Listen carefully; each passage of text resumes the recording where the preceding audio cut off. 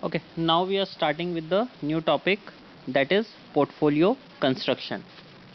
So starting with the inputs which we need, which we require in the portfolio construction process. So first one is the current portfolio.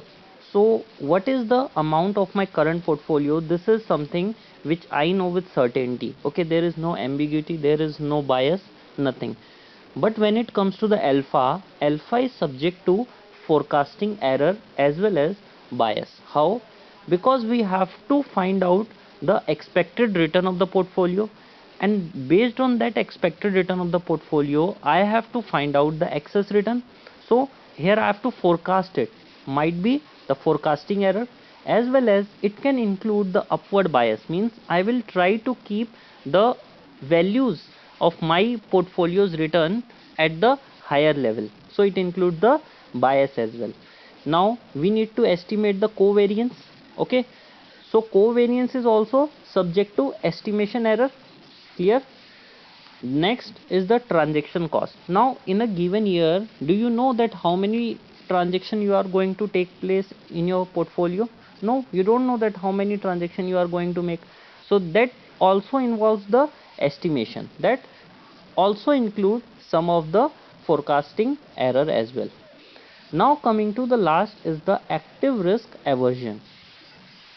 Now, what is this active risk aversion? You want that the standard deviation of the active risk is low. You want lower volatility of the difference between return of the portfolio and benchmark return. Now, what is this? This is nothing but the active risk. And what is the volatility? Is the standard deviation of the active risk. And what your preferences are?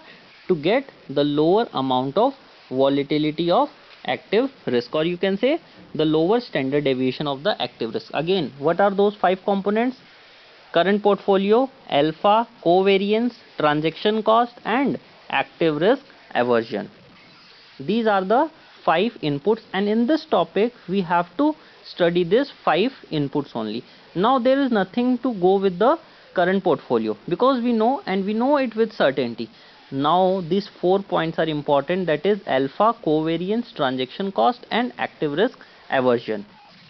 Now if you remember that how we used to create our portfolio, we create our portfolio with the help of the aversion, okay, risk aversion, and based on that risk aversion we create the indifference curve. Okay, and the meeting point of the indifference curve and our efficient portfolio is considered to be the optimum portfolio. Clear? So from there we used to get our optimum portfolio, but that aversion was the normal aversion. But now I have to calculate active risk aversion. Earlier was the normal risk aversion, but now I have to calculate active risk aversion. Means if I am normally managing my portfolio, I am having the normal aversion, but now I am managing the portfolio actively, so risk aversion will vary accordingly. So it is very difficult to find out that what is the risk aversion, but I know what is the information ratio, as well as I know the active risk. So based on these two information, that is the information ratio and the active risk, I can calculate the active risk aversion. So what is the formula for calculating active risk aversion? It is equals to information ratio divided by 2 into active risk. Risk aversion is equals to information ratio divided by 2 into active risk.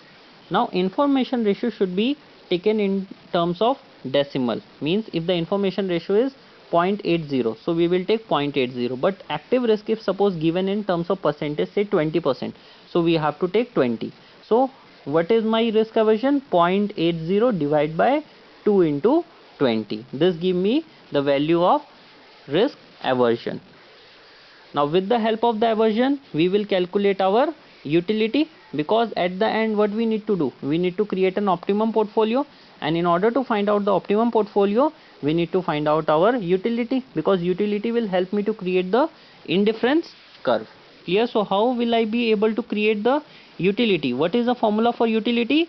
It is equals to active return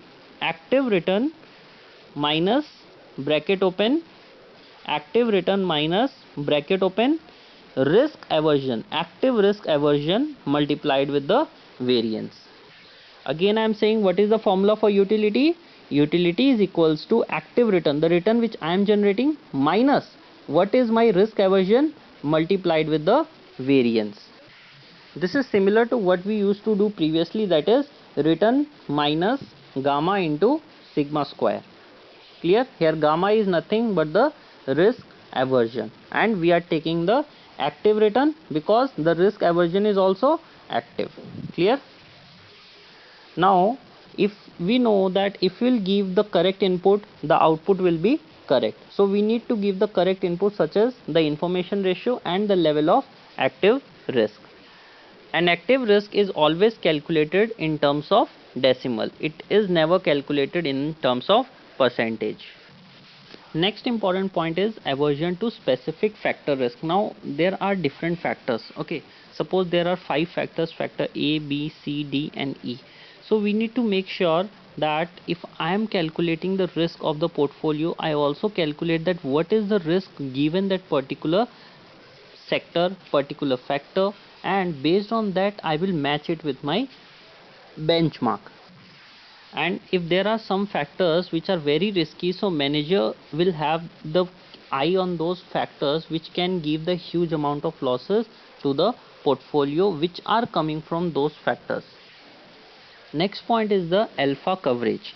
Now what is this alpha coverage? Is the difference of the stock in portfolio and benchmark. Suppose I include 3 shares in my portfolio, but benchmark includes 4 share into the portfolio, means I am having only 3 but benchmark is having 4, because I feel the fourth stock is not going to give me the high return, so I will not include it into my portfolio. Or might be the situation like this, I am having 5 shares in my portfolio but benchmark is having only 4 share into the portfolio, but because I feel that this 5th share is going to add additional return to my portfolio, so what I have to do, I have to reduce the weight from other stock and I have added that into the 5th stock. So this one is very easy. Simply when I am calculating the return, what I will do, I will give the weight as 0 in the benchmark and I will calculate the return. But when I am having a particular, I am not having a particular stock in my portfolio but benchmark is having, so I cannot simply put the weight as 0. Then I have to calculate adjusted alpha, and adjusted alpha is calculated with the help of average alpha. So how it is calculated? In the numerator you have to take the weighted average of the alpha,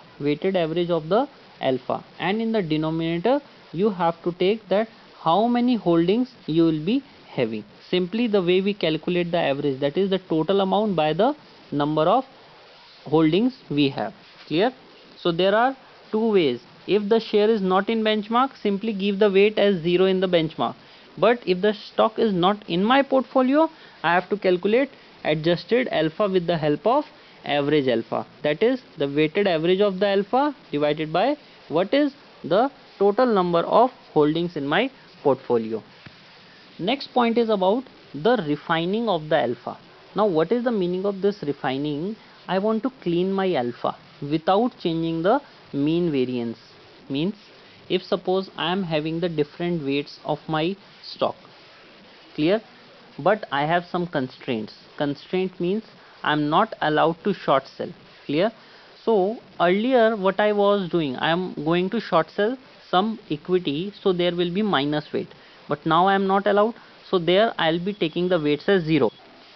Apart from the short selling, there are some other constraint as well, that there is an upper limit on the active risk you can take.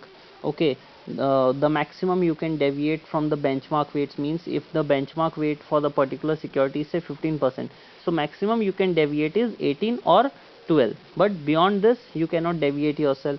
So there are lots of restrictions that you have to face. Now being an active manager, what's your wish? That you will increase your return and you will decrease your risk, but with lots and lots of constraint, it is become very complex for the manager, for the investment analyst to actually find out their